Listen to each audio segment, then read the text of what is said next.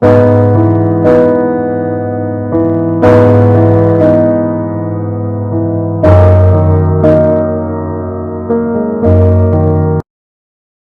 have with us today Professor S. Srinivasan, Professor Srinivasan, who retired from the physics department a couple of years back. I was a student here at that time of the MSc program. That was something like 35-40 years back. And one thing which the students were very much interested is that there were several people by name Srinivasan, and we had other professors also by name Srinivasan, apart from staff members and others. So we used to call him S. Srinivasan, Professor S. Srinivasan. Professor Srinivasan had a very successful career in our Department of Physics, IIT Madras. But his personality is very interesting. He has many other activities which are highly intellectual, which we will get into later. So we would like to start with how Professor Srinivasan came here and what was the situation at that time. From there we will take over. So, sir, I would like you to tell us how you happened to come here. Yes, And what was the motivation and how you might I'll tell you. See, I passed out of Presidency College, Madras in 1957 with a BSc Honours degree. That BSc Honours was a 3-year course after state college. After school, there used to be something called Intermediate in Arts and Science. Equivalent to the pre-degree. Equivalent to the pre-degree. And that course is a 3-year course with only one attempt. If you it was binary, either you get the degree or you get back to the ground level. It was actually Indian education was patterned on the London University. We were all following that pattern. And in this particular course, and it became extinct some 3 years after I completed the course. They switched over to the system of school, an undergraduate degree, and then a postgraduate degree, what is called, or graduate degrees in US now. That is you get a master's degree. So I got a job and immediately joined it. It was a job connected with the science, of course, but it was not a scientific job. In the sense, I was with the Government of India. There was something called the Ministry of Scientific Research and Cultural Affairs, under which this IITs came. That is when they were saying. I joined as a senior technical assistant there. And to the same post I came here with my old degree to the physics department. There the ladder would have been different. I was to become an assistant education officer, technical. At that time, I just decided, somebody said, the one person who was my senior, that is, who was a very senior person, and he started this IIT actually. He said, there you will get some salary and all that. Here you will get something of Lakshmi and also a lot of Saraswati. That is what he said. Why don't you join? They're supposed to be mutually exclusive. So I joined here, and only when I had to register for PhD, they told me that my degree is not sufficient. You will have to do 1 year, one more year, I think. So they gave me what they felt was a concession, what I felt was a burden, in the sense I had to take all the examinations. That is the thing. I took all the examinations. Yes, here in IIT. So my MSc was technically from the IIT Madras, and in the first convocation, I got my MSc degree. The Senate passed a resolution saying that they are kind enough to permit me to do this. And the kindness was from their side, but I did it. Some of the things I had no subjects, they had even in that short span of a few years when India was not advancing its science curriculum, even then it was different. So here it was different. We never had a paper called quantum mechanics, classical mechanics 1, 2, like this and all those things. But it was not a burden because the teaching load, there was practically no teaching load, only a teaching assistant load. That is the thing we were doing. We had to take tutorial classes. Only one person used to take the classes when I joined. That is the Professor Koch, you may see. He was the German professor, and his physics was very good, but we had difficulty in understanding his English. But he felt the other way, that is, he had learnt English by listening to BBC radio, and so his accent, everything, his expressions used to be correct, ought to be correct. Of course, he was okay. The only thing is, when it comes to speaking, he used to speak Germanized English. That is, in German, you must all have undergone this in German language courses. The verb comes always in the second place. And English is a flexible language. It was not, German is not that flexible. So he used to correct our English, that's what I'm telling. All of us were subject to it, including Professor Ramshastri, who was heading the department. He was fairly good at writing English, but so we had to prepare tutorial questions. For which class, sir? At that time, which classes were you teaching? BTech or? Yes, everyone. There was only, when I joined, MSc was not there. MSc was started only later. When you joined, MSc came? 62. So, 62 was the first batch for And MSc. year of joining? Eh? Year of joining the institute? Where You were? 1960 end, sometime in the end I joined. Okay. I remember it was a Saturday. Saturday was a working day. Oh, so you were doing tutorials for the BTech students? BTech, all people, everyone, including the head of the department, was only doing tutorial classes. Only the German system was, one professor used to take the lecture. Their system was like that. And all others, including the people who later became Nobel laureates in Germany, they were called Dozents or something. Even they had to attend the classes and then help the students.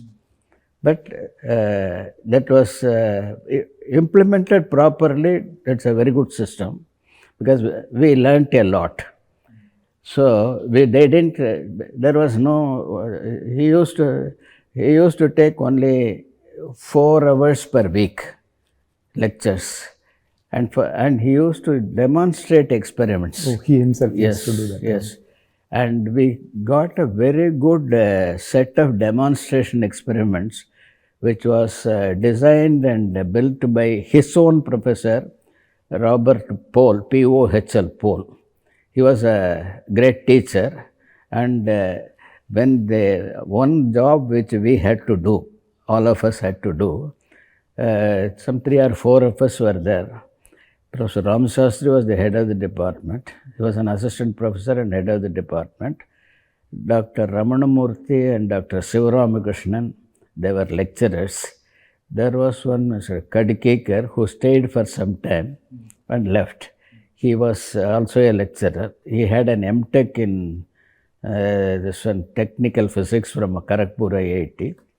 Then the other people who later rose to great fame, starting with his Professor YVGS Murthy, then Professor Bhimashankara Shastri, Professor BSV Gopalam, and I had joined. That is, we were the four, we were the junior most. We were 20, 22, like that, maximum ages. Only Bhemashankar Sastri was a little older because he had served for some time in some college for 2 or 3 years and then came here. So our job was to prepare a lot of numerical examples in the subjects that Professor Koch taught. He would teach, he would demonstrate the experiments, the fundamentals would be strong, the experiments would be, they are all classic, really. It was it was an experience for us, and even if we have to pay for it, it was worth doing. So at that time, all this, he brought some 2 or 3, other things came by this ship. So our job was, besides all those things, to open out all those things, then take stock, assemble the apparatus, do the experiments according to the instructions. Some of them would be only in German. So Professor Koch used to translate it for us, but we also had we were kept engaged throughout. When we don't have classes, evening there used to be some German classes were held by the one Dr. Klein. He's also there. He was the head of the humanities department. That is the German counterpart of humanities department. He had a PhD in Sanskrit, but he was teaching German. He was teaching Sanskrit from Bonn University in his country.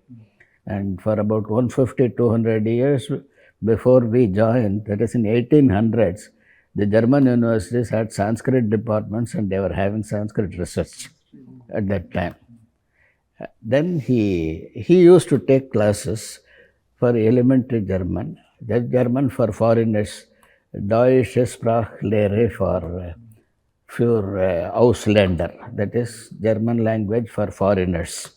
So we studied that, and we also took examinations with the Max Muller Bhavan here and got some certificates. So we had some smattering of German. So those days, most of the professors of IIT were Germans? All the professors in the first batch, the lectures were taken by the Germans. That was this was called Technische Hochschule, that is technical university in their terminology, education system. This was corresponding, it was a Technische Hochschule, Madras. This city was called Madras at that time. Madras, Indian, like this. There, the German system was followed.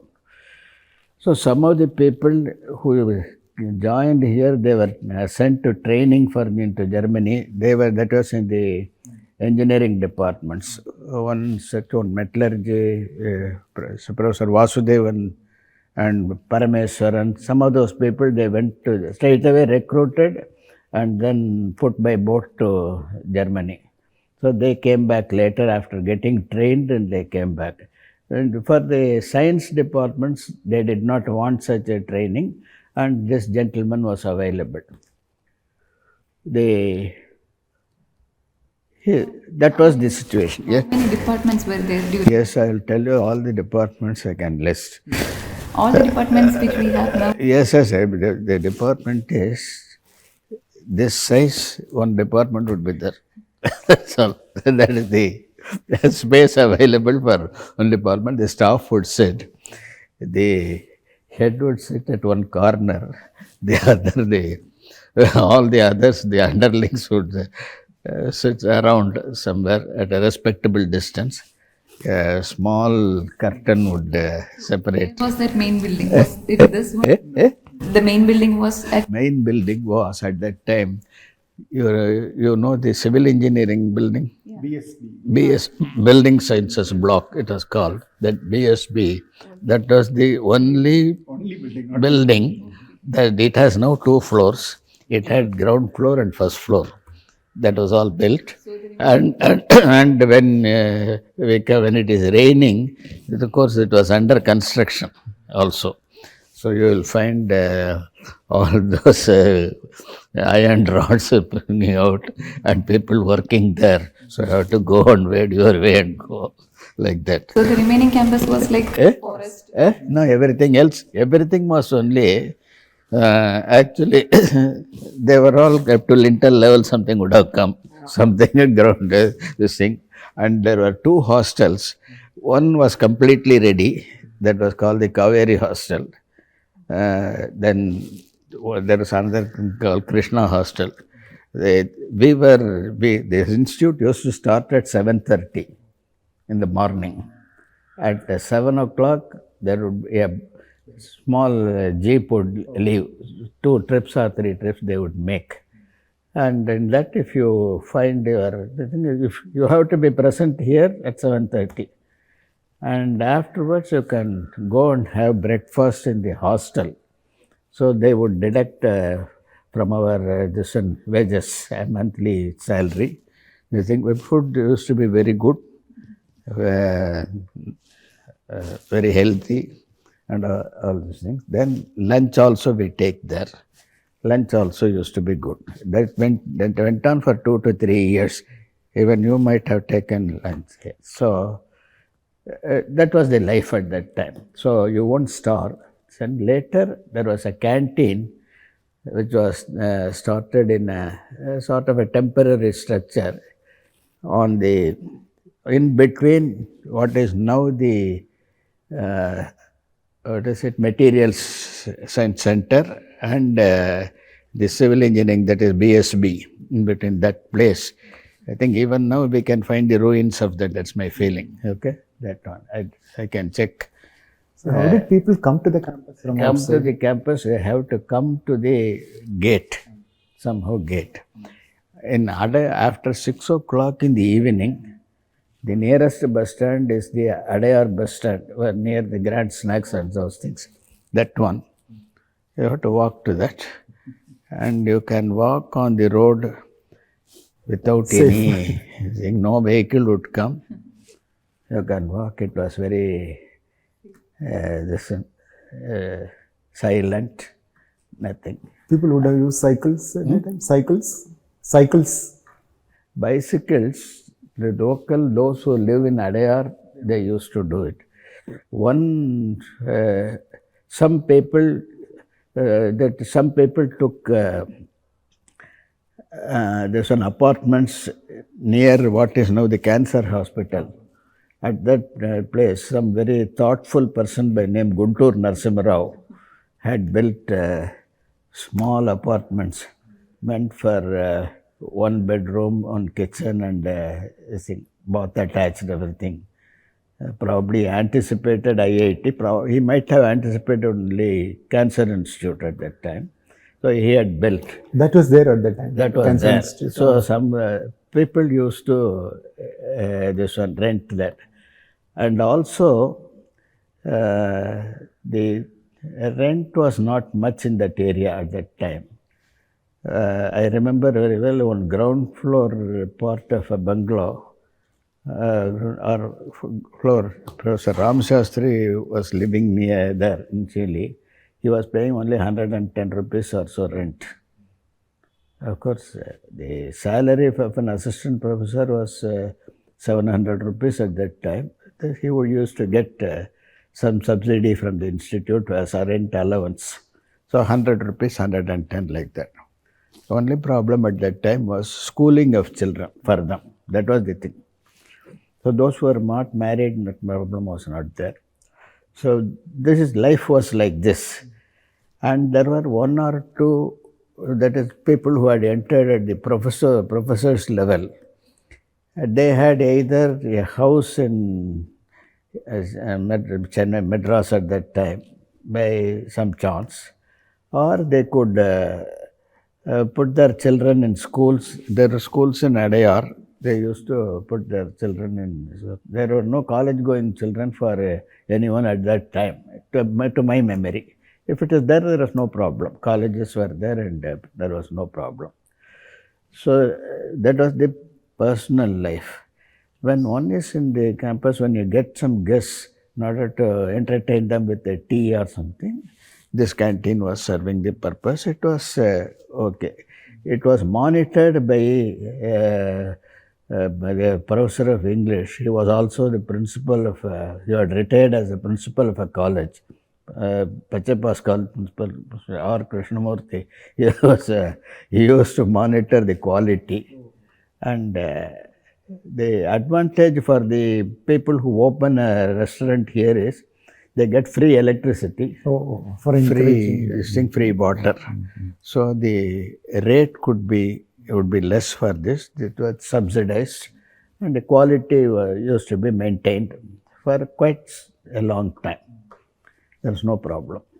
The photo which you are showing, maybe it was taken around that time. Yes, actually, activities. As far as the activities were concerned, the tennis court and other things came only after the houses came. Because unless there are people to stay here and they came later. Things were well planned, of course. Then the staff club came along with the staff quarters, right? And when once the main activity of staff in the staff club used to be this one, training for the bridge. And the bridge used to be very popular. There were some people who were good at it.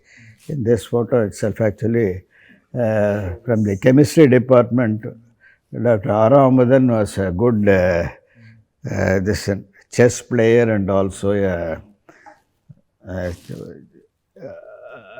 this bridge player. He used to participate in the bridge tournaments and all those things. So then, those days it was only the BTech tutorials which is going on in academic. IIT started with BTech and till 1963, I think 63 only, 62 only they started the MTech program.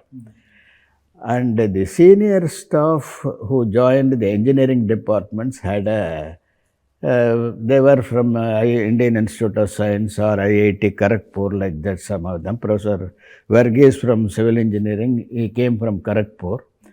Professor, I'm talking about engineering departments. Professor Narayana Murthy was the professor of mechanical engineering. He came from Indian Institute of Science. And some like that, some people came. Chemical engineering, Professor Venkateswarlu, he came from Kharagpur IIT. The next set, that is the younger people, they needed lecturers and others also. Unfortunately, there was no MTech program. They were there only in the IIT Kharagpur. And Kharagpur was the first IIT. The other IITs were started almost simultaneously. So they had a problem of the people with MTech qualification. So most of the people who joined at that time as lecturers, they did not have an MTech degree. They had teaching experience with their bachelor's degree. So they were all asked to join this and the MTech classes, half-time teaching and half-time this thing. All the people, that is even the great figures that you find in this thing, civil engineering, mechanical engineering, many people who are 75 plus and all that, they all did their thing. There was some other program was there, that is what was called the this thing. After their BE, for 3 years, they will be provided with a stipend, and they would be, they have to give out bond that they would become teachers. They won't go for any other job after this thing. They were that program, some people were there. With the result, the MTech classes were full of only people who were teaching in IIT. Almost everyone, excepting a few who were younger. So the gap would be there. The 28 plus something would be one half of the class. So they were sitting on both sides of the table actually. Both, yes. They learn here and teach somewhere. That was the situation at that time because they wanted teachers. This was the best method of, it was planned well actually. In that one, I also had the privilege of mounting the platform as an assistant to a person who was material science teacher. He was Professor Ramseshan. So they used to have, that is, there used to be very busy professors at that time also. They won't be able to come to the classes, they would be out of station, something. At that time they would send, so the person has to be prepared for that. So so you have to take classes. But in one way, it was a good experience in the sense, you would not learn things, you would not read some books at all.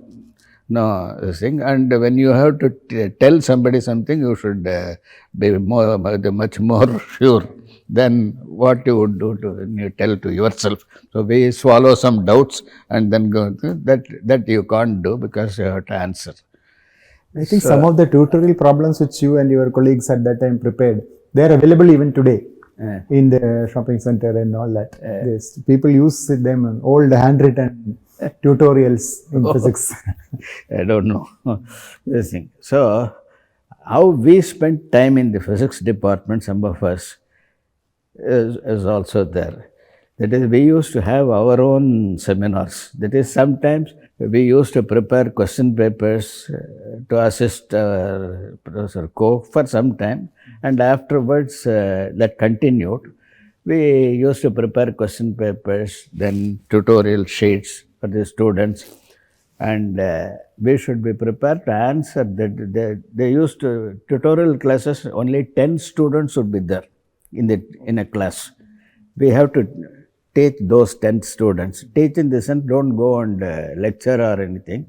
You go there with, you give a problem sheet, you have the solution manual, everything with you, and they can ask some questions. Yes, they can ask questions which are not there in this. So we should be prepared to answer. And we were monitored by none other than the then director of the institute, Professor Sengupta. And he will be, we don't know whether he is there. There used to be only one telephone for the entire set of people, that is the landline, this thing on receiver, that used to be in a common place. There would be a watchman and he will take the phone and come and tell, there is a phone call for you. You have to go there.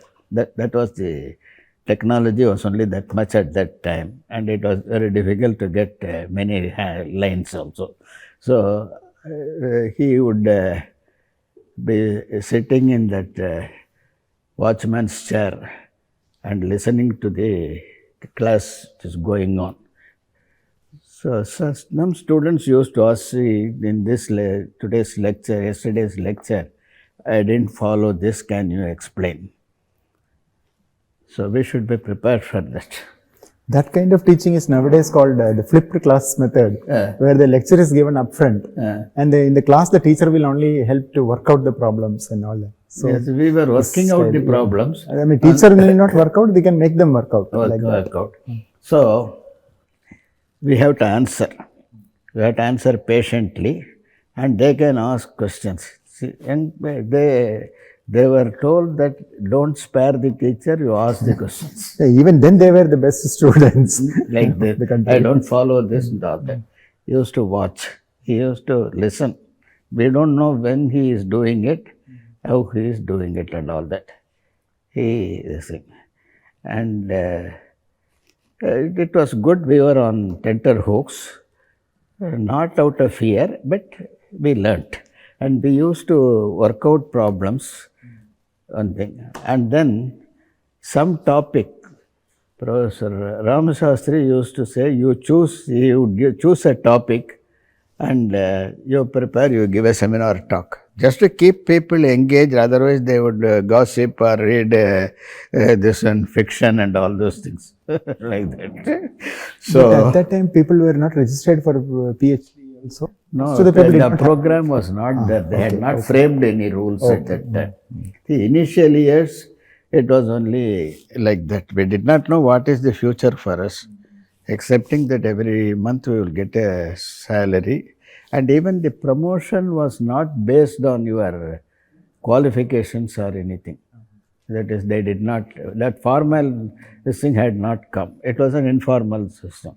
So we did not know, because actually what we were thinking is that we would get our wages, we can live this one in a secure way, and outside we can't get this much. Any job means transfer or something. It is not like that. We did not think about all those things. We did not even look at any advertisements from elsewhere and all those things. It was like that. We were peaceful. Within a few years, people would have started registering for PhD. Yes, those things, rules were framed, and then things came. That in the first phase, it was only a foundation, good teaching. That is, the teacher should know the subject, because actually the condition of the universities, teaching and learning, it was not very good even at that time. The students may be good, but that was not very good. But some individual students were good. They did not depend on the this one, teaching, whether it was Central College, Bangalore, where he was doing, or Madras Christian College, Presidency College, or any of those things.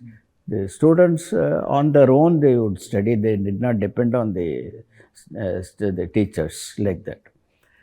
So when you decided to register for PhD, how was it, the support from your family? And because the salary won't be the same, right? But it is a part of the, I think you were on the job and then doing PhD, right? With a salary. Yes. You don't have to. It's an Actually, see, there are even today, in many places, I will tell you the situation before our time. Very few people would go for research. The thing is, when they have spare time, they used to take, if it is a mathematics teacher in a college, he used to take private tuitions and make much more money. Getting a PhD did not mean anything for them, right? But they would know the subject, they would have interest in everything. It's something like on the interest, they used to work problems and all that. Some people are publishing also, that is, working in Port Trust, Ramanujam published his papers. He did not have any idea of what to do with his knowledge, everything. It was like that. Society was like that. There may not be too many people with PhD degrees. Yes, that doctor would be only a medical doctor. When somebody gets a doctor, they have to say he has got a doctor's degree in the mathematics or something. What use is it? He can't treat a patient. That was the society at that time. The science, this thing came only later. Actually, for that, one has to thank Pandit Jawaharlal Nehru for inculcating that this one, scientific temper and science education and all those things at the highest level, and many others. Where people, Professor, you went to Indian Institute of Sciences, IISc, for your PhD, right? So, because he happened to be in Bangalore, in some other places people wouldn't think. It was different in northern India. Allahabad, some centers were there, Calcutta, everything, it was there. That they were a few years in advance, ahead of the other places. So, in our department, Professor Ramshastri used to be the guide for many of the people. Yes, the thing is, at that time, but There were not Professor Ramanamurthy. Actually, I was to I was associated only with Ramanamurthy. That is Professor Ramanamurthy. That is Professor Ramsa. Professor Ramanamurthy got his PhD from Allahabad University with one of Satyendranath Bose's students. That it is S.N. Bose's students. Then actually I went over only to Professor Ramanamurthy, and that is how I got into X-ray diffraction. So something we had to do. Professor Ramasastri had some 3 or 4 people, including one person who was in the control systems, automatic controls. Oh, he guided in that area also. Did he guide PhD in that? No, he actually registered for a PhD. The thing is how that was a totally different area. So he went to Bangalore on ISN Murthy, I. Suryanarayan Murthy. He became a professor of electrical engineering there, and is no more now. But he came for selecting IIT electrical engineering professors. So we had Professor Ramsastri and Professor Ramanamurthy as guides. Ramanamurthy, Sivaramakrishna. Oh, Sivaramakrishna. These 3 people were eligible to guide. And Ramanamurthy could not take by that because by that time others had joined. 1962 onwards, others had joined. 62 there was a large recruitment in the institute because 1959 was the first batch. They passed out in 64. 1960 was the second batch. When I joined, it was a small thing, and suddenly the 1961 was the first joint entrance examination. The very first batch that entered through the All India entrance examination was from 1961. At that time we have some interesting experience. We did not know what it was. We heard about it, about the entrance examination. We have not heard about IIT Kharagpur when we were students. So this joint entrance examination, one thing, suddenly they were talking about it. And one day we were given some question paper, JEE paper, and asked to work out because it was for the school standard. So who set the paper? Actually, it was a joint Kharagpur IIT, and from the other IITs at that time when Madras was the 3rd IIT, Bombay IIT had come. So 3 IITs were there. 1961, Kanpur had come, and also Delhi. There were 5 IITs, and 5 people were setting the paper. Professor Ramasastri should have gone, but Professor Koch wanted to set the paper. He thought that this thing. So he went. Yes, that paper which had come. So the English, they might have, then all of them joined together thing. And there were only about 600 or 700 scripts that came from the southern region for the entrance examination. 600 or 700 for all these southern states together. That was all. So we were given the question paper. We didn't know that the joint entrance examination had taken place. This paper you try to, then when we found, oh, this is the paper that people have answered, school students have answered. So you work it out. We didn't know what purpose it was. So fortunately, because we had worked out problems in the, from the, say, books were, in our days when we were students, books were also very few, and only you can prepare some 50, 60 problems and feel that you have learned physics. So this books from America had come, US books had come. There was one called Sears and Zemansky. That was a university physics. And then this very famous Resnick and Halliday book that came. They were all American publications using foot-pound-second systems, FPS systems. So that we worked the problems from that, and in the first edition of Resnick and Halliday, so many answers they were wrong. So that is the thing. Something. So we were feeling that we have committed a mistake. Those problems we used to check and again and satisfy that we were right. So we thought we are all printing mistakes like that. So we had some training. So all of us scored more than 80%. That's good. The teachers are exam interest. So Ram Sastri was very happy. So then he said, "This is the reason why I have asked you all to work problems." It was correct. Because Yeah, I think that would have given you a right kind of training, because you were involved in setting the JEE paper several times during your career. so, but JEE papers also went through so many modifications. So that paper was very easy compared to anyone taking the examination now would score 100% in those papers. I think so. But that was novel at that time. So then they said they wanted 4 people to value the papers. Then only the system of valuation also we came to know. They had prepared the model answers. They said you can work out by an alternate method. You'll have to do the fee that we used to get per script is 1 rupee at that time.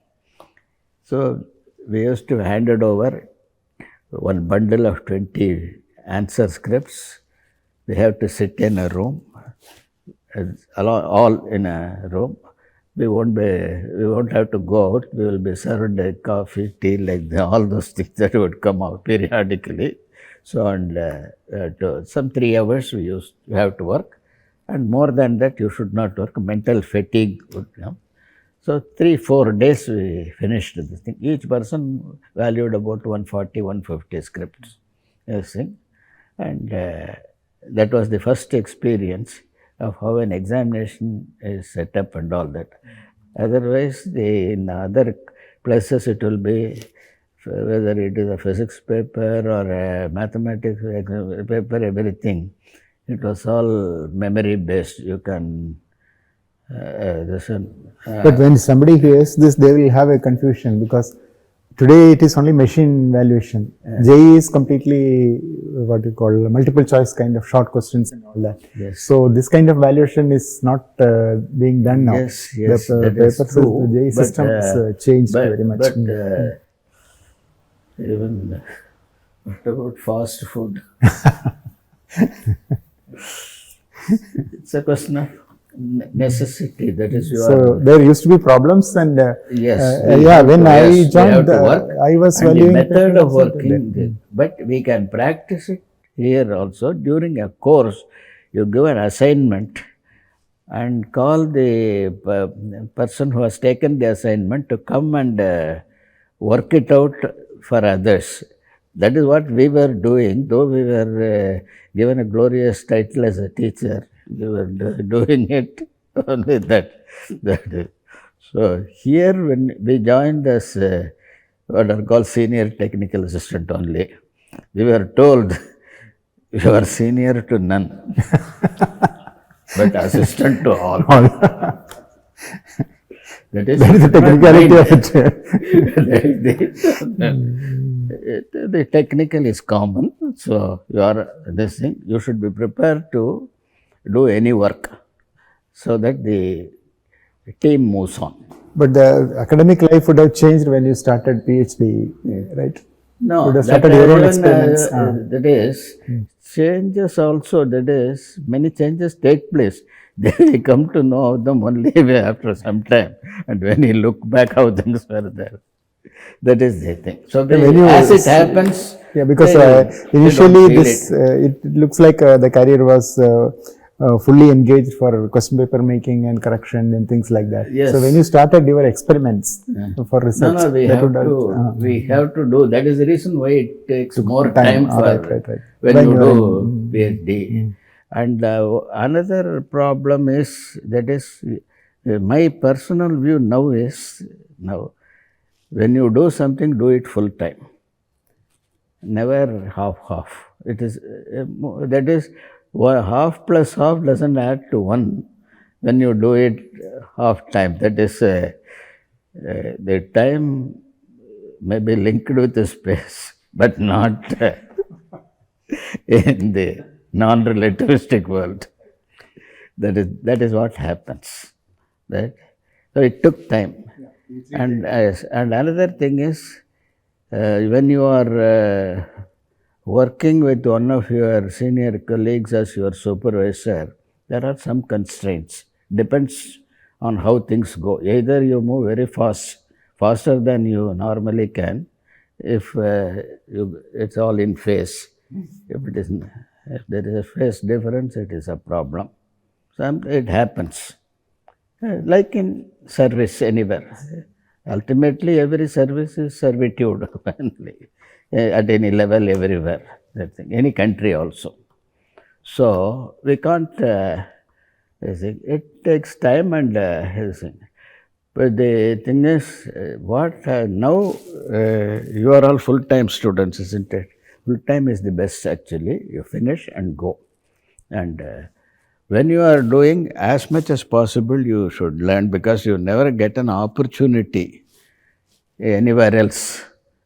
That is, IITs are in a different situation from other research laboratories. If you join the Tata Institute of Fundamental Research or full-time this thing, there is practically no teaching for the staff there, professors there. They give lectures, but only seminar type of lectures. Baba Atomic Research Center, in the training school, it is something like a military training. So many subjects they are thrust and you are ranked and your career depends on what rank you get in the school. But some people have been successful because of that. There have been some failures like this.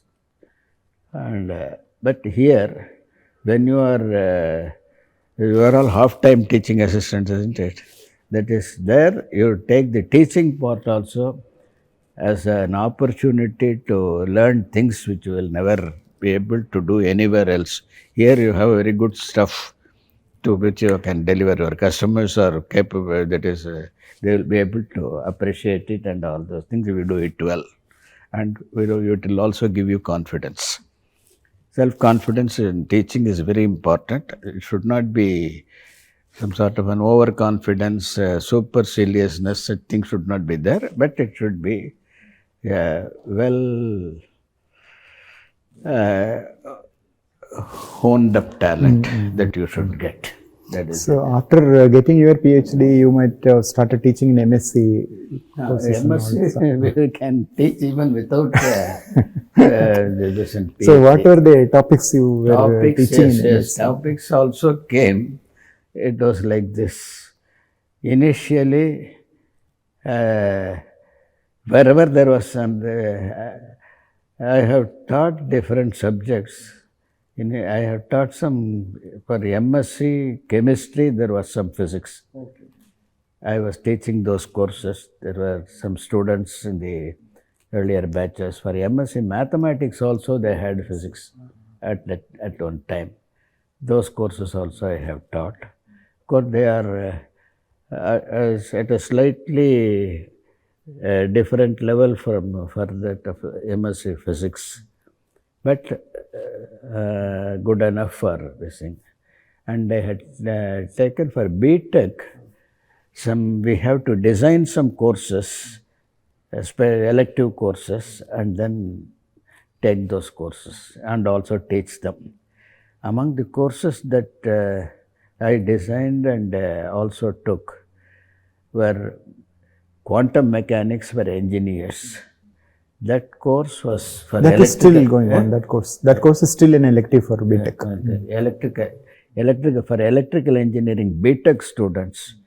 It was there, and it was very successful because the applications that we did all happened to be in the semiconductor physics and lasers and such things only. Which was also new in the 60s and 70s. 1970s. Yeah. Actually, I designed that course at that time. So the till then, now the quantum mechanics that we used to learn used to be only perturbation method and such things only. Nothing of the applications into the Solid state and experimental electronics. side. For example, to know that when a charged particle, its behavior depends on the environment in which it is in. A free electron is not free in this sense when it is inside some other medium. So many things happen. How it happens like that. Then courses that one. There is one course on X-rays, structure analysis. X-rays. That was for our own MSc students, that is the thing, and also for PhD students. And chemistry also taught. There was another course which we had to do at the request of the metallurgy and mechanical engineering departments, reactor physics. That course was, I was asked to take that by Professor Shobhanadri. He said, you design a course like that. In the first year, there were only 2 students who had opted for that course because he said that you take it in your room. What I did was, I taught that. Unfortunately, we have a reactor in Kalpakkam. I took them to the research reactor. That is the one that is used for research. There are 2 units there. One for power generation, the other is for this one. So which year was this? Which year was this? It was in 1982 or so. 1982. Can I ask a question about this 1960s? Joined. There are supposed to be classes being held in AC Tech College because the campus. Oh, that one. When I joined, when I joined, the classes had begun here. 60 Here, 60, when I joined, 60 itself it has joined. Only in 59, they had classes in the AC college, and they used the workshop of the Gindi Engineering College in the very first year, because the things had not arrived. When I came, the first thing they built, this thing they built was the workshop. All those, that was at that time it was the first, the largest non-production workshop. Non-production in the technical sense. Was there a physics lab in the early days? Or? Yes, we had a physics lab. It is easy to set up because the physics that we were having for the BTech students, we were sufficient. That is, we could purchase equipment from the city, Madras city, no problem at all. We had Michelson's interferometer, everything we purchased. And the physics lab and many experiments we could, we build the apparatus itself from here. A glass blowing section was there, and so we had barometers, everything we did here. All those things we did. So we were engaged in all those things, and teaching was only part. We were actually learning and working problems, that's all. And sitting in that professor's class did not teach us any great physics in the sense that physics we knew. And we knew it also in the right way, all of us. In fact, Professor Murthy, SBS Shastri and Gopalam, they did a course on applied physics in Andhra University, where they had to do so much of engineering also. So they were well equipped actually. So suddenly after the BTech teaching, they had the Professor Sengupta insisted on all the 5 years they will have physics. BTech students, core courses. The elective came only later. In his period, all the students have to take physics for 5 years, mathematics for 5 years, all those things. So the mathematics level of the BTech graduates was quite high in those days, and some of them became mathematicians later out of the interest. That reminds me, the Dr. Sudarshan of Kottayam Mahatma Gandhi University was your student. No, he was our Srinivasan's Oh, classmate. No, I'm talking of a younger person who worked in X-rays. His name is that Sudarshan. is my- That's what I think. That's So what. Sudarshan Kumar. Yeah. He Sudarshan did in Kumar. 90s actually. He did PhD with you, With me, right? I remember actually. that. I met is him doing several very times. well. He's doing very well. I met him. He was a I went director to of his house, I the stayed department. for some time. Oh, I see. This is in Mahatma Gandhi University, Kottayam. Kottayam is the head of the department. Now he must be some dean and something he would have got. He was they have the School of Sciences. He was director of He that. was the director. I have visited a couple of times. He did postdoctoral at Ohio State University. So, So he was your own PhD student. then he did post PhD in IISc in molecular biophysics, and then went to Ohio State University for Columbus, where my son studied actually. So he did well. We heard that you have translated a book on general theory of relativity by Lifshitz and Landau. Landau and Rumor. into Sanskrit language. Both are difficult. General theory of relativity is the most difficult theory in It physics. was a Everyone will popular agree book. on It that. was not, I didn't do the science part at all. No, that's okay. But my point is that is the most difficult thing in science, and Sanskrit is supposed to be the most difficult language. No. I also So how did you wrote, manage to- published a book on, there is a lyric which describes only this thing, seasons and such things. That is Meghadutam. Meghadutam. That is a cloud. Somebody sends a cloud as a messenger. He's talking about Kalidasa's Kalidasa's book. work. That I wrote in a prose form, treating it as a travelogue. That is, it starts from this thing, a place presently in Maharashtra, Ramtek, where Sri Rama is said to have spent some time during his exile. And from there, a Yaksha goes and then goes to the Himalayas like that. In that process, he traverses different places, the importance of those places and all those things of those days. That it was published actually. Then I took after my retirement, I took some interest in Sanskrit. And during this service here for the IIT library, I have translated scientific papers from German into English. Those days, many papers were used to be in German, and somebody needed to translate it. Research scholars needed that kind of service. At the request of Central Library was doing that service. I have done something. Only thing is, for last 20 years, I totally lost touch with that language.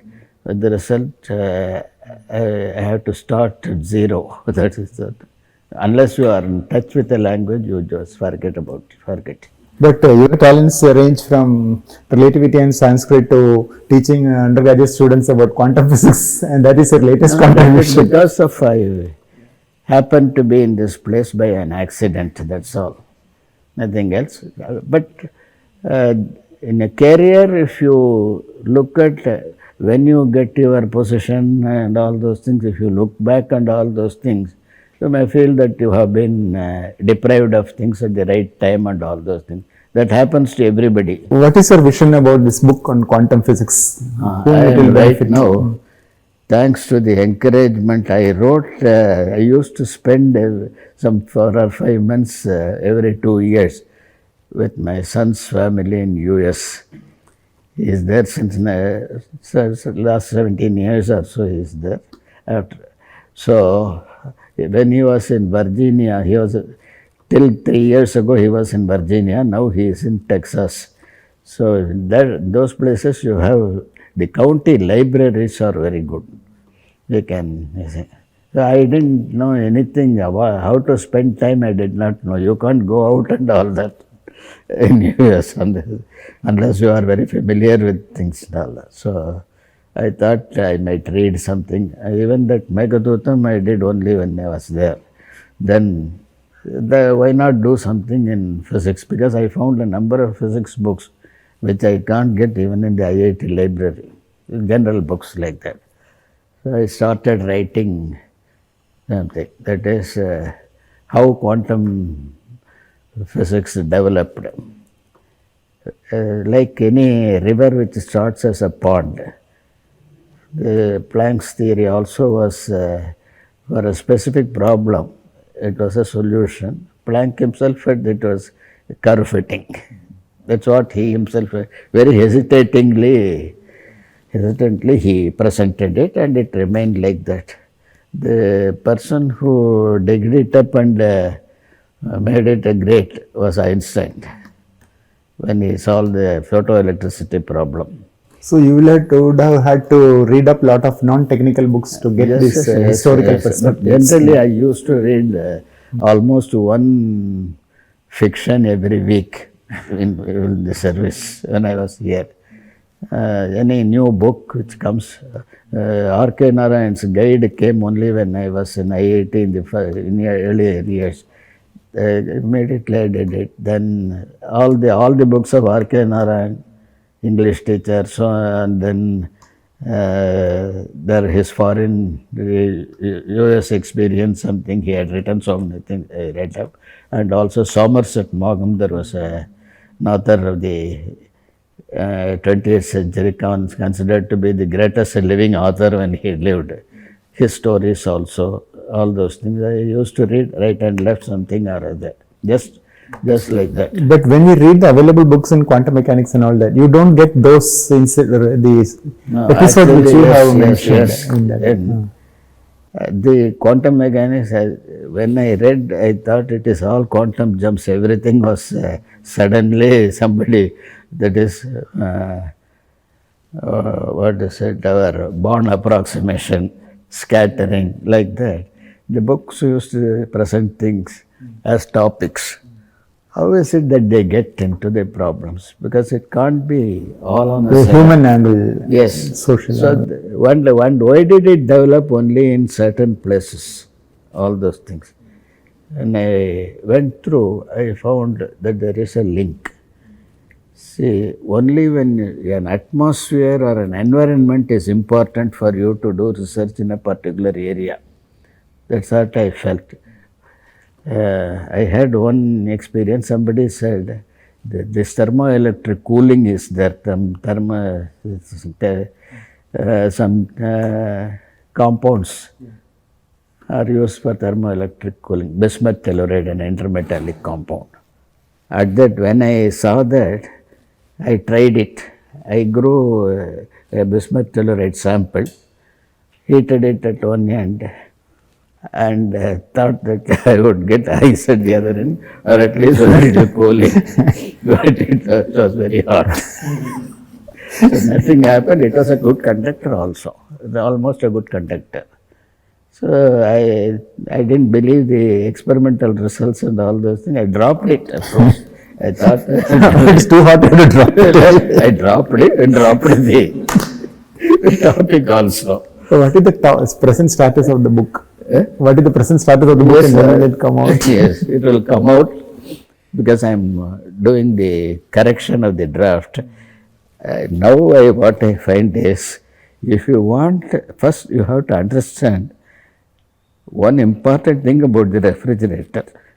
It maintains a difference in temperature. Unless you keep the hot side at a constant room temperature, you won't get the cool part cooler. It's an elementary thing. I did not know. We knew only the thermodynamic cycle for this thing, but we did not know at least I did not know. that is why I had to burn my fingers. Literally. Burning finger in research. Only a few days ago, something when I was writing it, I remembered that. So I added a sentence, the hottest element should be maintained at the ambient temperature. Oh, that is a connection with the book. I was wondering why you are talking about when you are talking the book. You are talking about that. Ambient temperature, I have written it. Against the other person. There may be others who may burn their fingers. No, but it is necessary. That is, certain things we learn only when we think, and better, I think, what you felt, you should have learned this thing. The person who suggested it to me also did not know that there is something. Immediately what he said was, you check up whether it is a pure sample, like that only. You don't think about it, this thing. So can you tell us about the experimental facilities that have come up in the department? Actually, it was almost nothing when I joined, excepting the teaching, the demonstration experiments.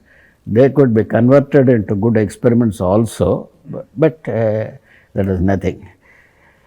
When once the question of research came, that is, formal research came, people took up what are the measuring instruments that we have to buy.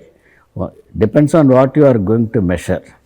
One of the things that was first bought was a spectrophotometer, Hewlett-Packard spectrophotometer, which was installed when we were in the civil engineering building itself. That was tested by Professor Ram Shastri. He used to sit late in the night and all those things and take readings and all, because he meant to use it by himself. That is the best way of learning. And Hewlett-Packard had, when I went back recently, it was started in a car shed at the time when they exported it to our country. This thing. It was as usual for a commercial thing. They have to make a box, everything ready. That is, design of this an experimental equipment for sale is different from something that you rig up for your experimental thing. So it was the thing. And at that time it was vacuum tube technology. It was done well, it was good. Readings you have to do only manually, take manually like that. Afterwards other things came. Then the other important thing that we bought was an X-ray generator, and at that time the diffractometer, that is computer controlled access and all those things were not there. So you have to use photographic methods. Then take the thing. So in solving one small crystal structure, molecular structure, it would take 1.5 years. Now it is done, you put it, and in about half an hour your thing is given. These are the bond distances, this is the thing, and all those things, it comes. So technology has, till 1970s, we did not notice any advancement in technology of accessing experimental results. So we have to do everything, and then also learn how to do the, supposing there will be a background, everything, nothing, there is no experiment is perfect. It is not, you will have to account for some errors and all those things, inevitable things. So the experiment, the physics of the experimental method involves a knowledge of the errors that can arise and how to account for them to make your result credible. That is, fit it with the theory. That is what you do is between the this one theory and the expected result from the theory and the experimental result that you get stands in the way. Some of the errors that are very likely, instrumental errors, our own errors and all those things. This thing, knowledge of these things is necessary. Unless you correct for that, so we should, now those things are all programmed. So you don't have to learn. You can spend your time on other things. That is the difference. Till 1970, 75 and all that, even 80. Only in 1980 only the integrated circuits came. The gates, logic gates, everything, they came only in 1980s. Prior to that, the only integrated device that was used was the operational amplifier. It was an analog device. The digital electronics came in the 80s. In that time, we had to design a course for the defense scientists. They were sent from the DRDO. They were doing part of their course in electrical engineering department and part of the course in physics. I taught digital electronics for them. That would have been a very new subject at that time. Yes, at that time. Coming up. So I learnt it. So the digital ICs, by that time the breadboard had come, or a printed circuit board. Learnt all those things. So every time you have to, but advantage here is, an opportunity or challenge are interlinked.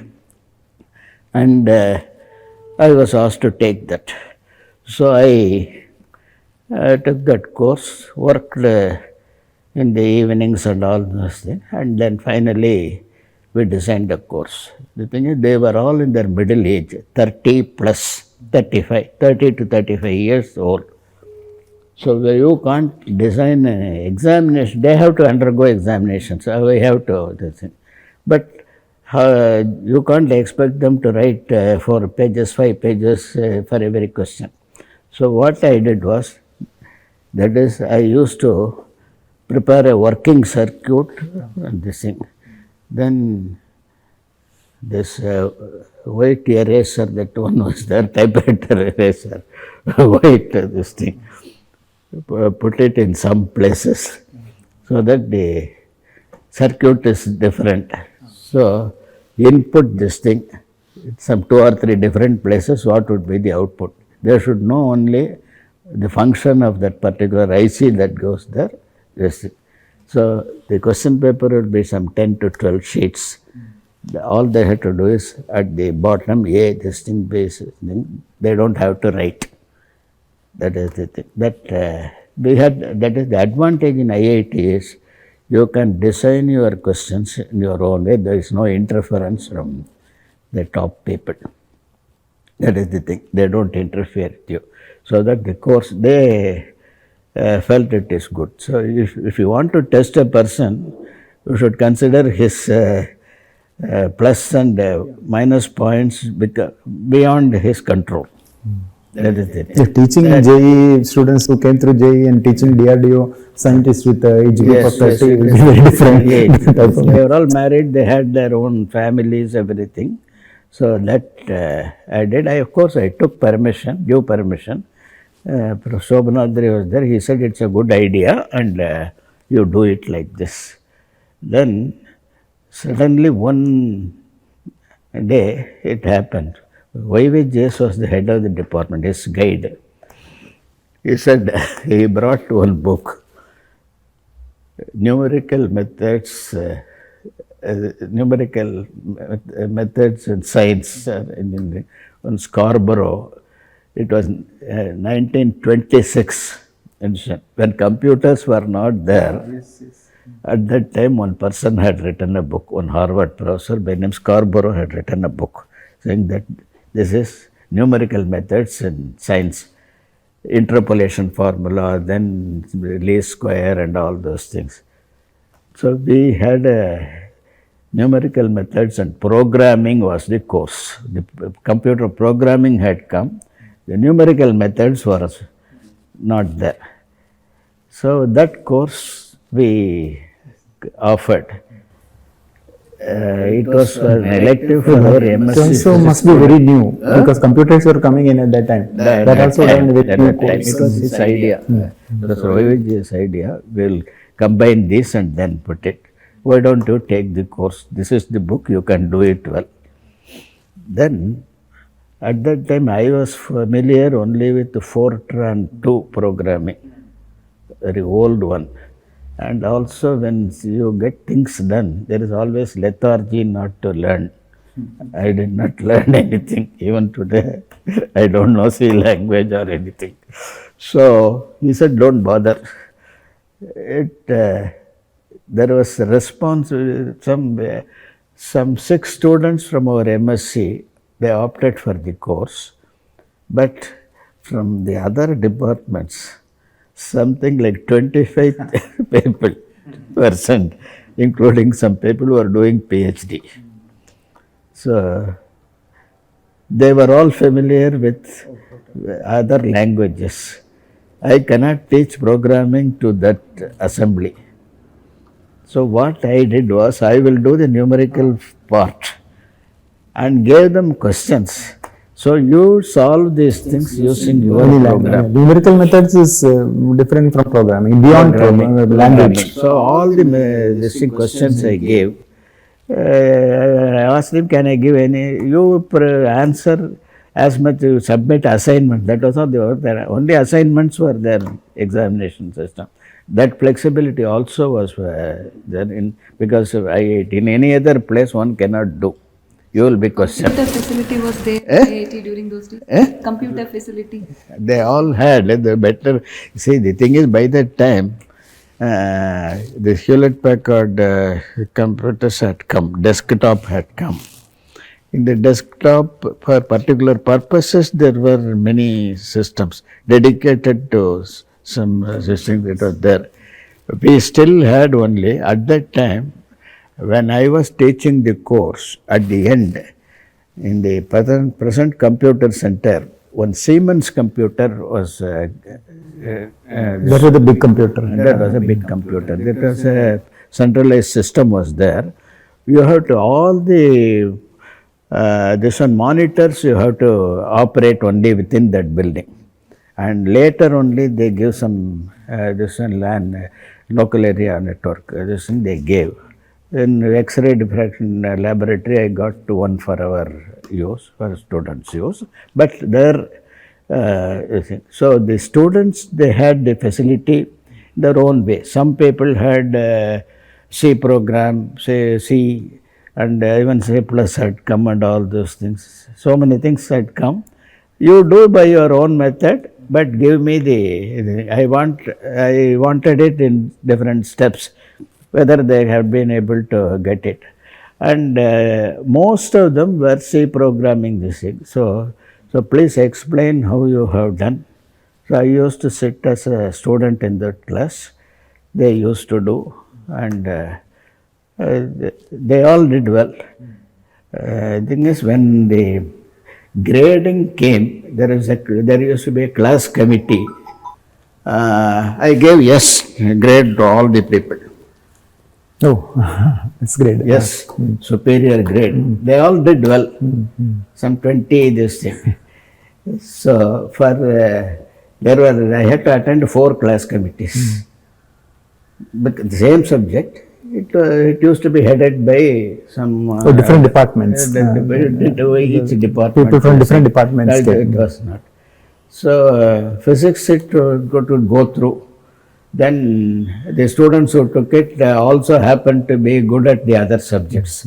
In one department, the chief objected, saying, this man is not a very good student. That's great. Yes. Then I had to tell, he was a good friend of mine, he was a good person. So, see, one can be good at some subjects, may not be good at some other subjects. So, probably in the subjects that your department has handled, you might have found him to be not the best. He is good, but not this good. That's what he was saying. We do in the class committees when there is when there is a difference of opinion whether S should be given for some number like 80% or 85%. Then we look at the performance in other courses and see whether there is a correlation. Don't think. So it has its own peculiarities, but you should not hurt the ego of the other person. When you want to get things done, one has to stoop to conquer. Thank you. Probably I have bored you a lot. Huh? Definitely. No? Before concluding, anything else you would like to, some message or anything you would like to No, tell us?